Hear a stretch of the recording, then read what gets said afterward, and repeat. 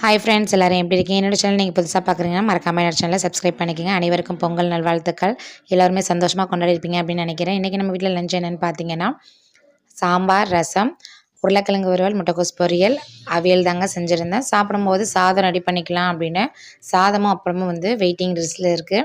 இன்றைக்கி 10 to 12க்குள்ளே சாமி கும்பிடணும் அப்படிங்கிறதுனால சமையல்லாம் முடிச்சுட்டு கிச்சனையும் க்ளீன் பண்ணி வச்சாச்சு. மாவு கோலம் போட்டு ரெடி பண்ணியாச்சு. எல்லாருமே சாமி கும்பிட்டு மாடியில் போய் சூரிய பகவானுக்கும் சாமி கும்பிட்டு வந்துட்டோம். சாமி கும்பிட்டு வரும்போது மாடியிலேருந்து கீழே பார்க்கும்போது கிராமத்தில் எப்படி செய்வாங்களோ அதே மாதிரி எல்லாருமே வெளியில் அடுப்பு வச்சு அதில் பொங்கல் செஞ்சு சாமி கும்பிட்டுருந்தாங்க.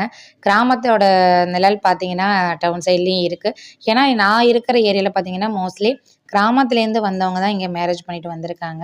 அதை நினைக்கும் போது ரொம்பவே சந்தோஷமாக இருக்குது. ஏன்னா பழசை மறக்காமல் அதே மாதிரி நம்ம மாடி வீடாக இருந்தாலுமே நம்ம வெளியில் வச்சு செய்கிற பழக்கம் இன்னுமே இருக்குது.